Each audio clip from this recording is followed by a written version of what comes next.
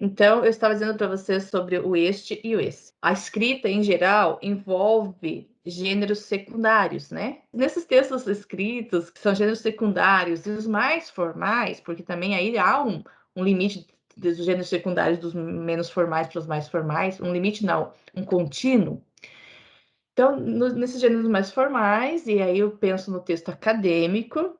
Qual texto, professor? Qual gênero? Qualquer gênero. O gênero da esfera acadêmica, os gêneros todos, eles têm um cuidado com a forma, né? Tá, prof, como é que eu abordo com o meu aluno o este e o esse? Isso teria que ser uma aula em separado para a gente ver bem, exercitar e tal. Mas, em geral, é assim, gente, ó. Regra geral. O que eu vou expor, vou colocar o referente está para frente, que antes a gente falava em catáfora. Se você recupera com esse algo que já foi dito anteriormente, a gente tem uma anáfora. Se você projeta para frente, por exemplo, meu problema é este. Aí 2 pontos.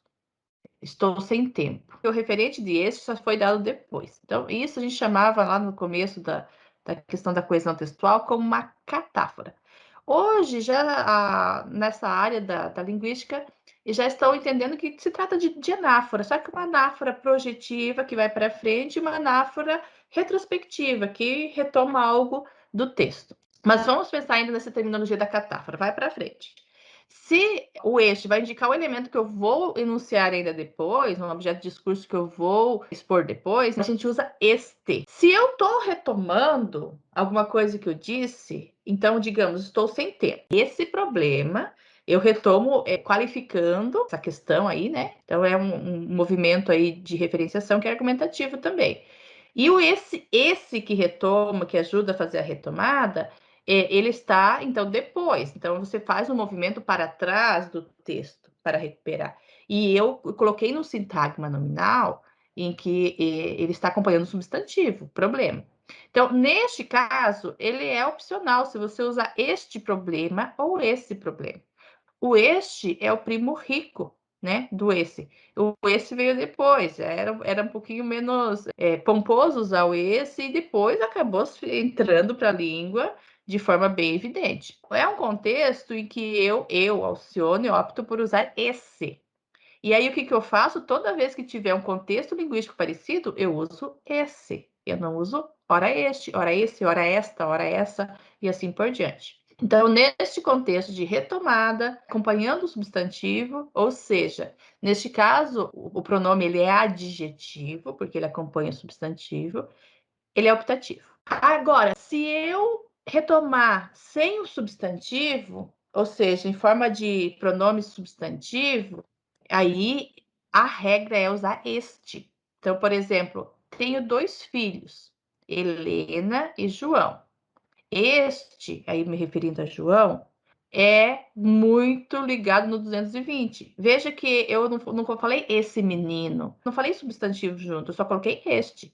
Então, neste caso, é obrigatório o uso do este, certo? Saindo desse movimento mais endogêneo ali do próprio texto, de estar antes no contexto ou depois, nós temos ainda outros elementos, como, por exemplo, nesse artigo. Nesse artigo, gente, o que eu estou retomando, prof? Qual é o elemento daqui do texto que eu estou retomando? Às vezes pode até ser que eu já tenha citado que é um artigo, etc e tal, mas pode acontecer de eu não ter citado. Então, aí a referência, veja só que é uma referência textual, contextual, que está retomando o próprio trabalho. É diferente de você estar retomando um sintagma nominal que está antes ou estar projetando para o sintagma nominal que vem depois. Então, quando você está fazendo uma endorreferência, uma referência do artigo dentro do artigo, uma referência da seção dentro da seção, por exemplo, nesta seção falaremos sobre X.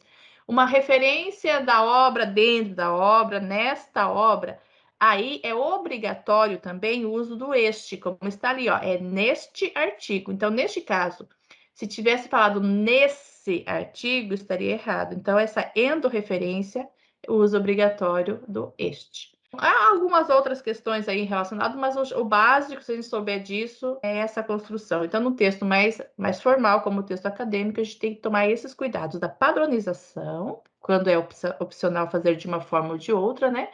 E quando é obrigatório que eu use este. Então, obrigatório que eu use este é quando eu estou fazendo uma endorreferência, este artigo, quando eu estou usando estes, fazendo uma retomada de algo que já foi dito sem o substantivo, e quando eu vou projetar o meu sintagma para frente.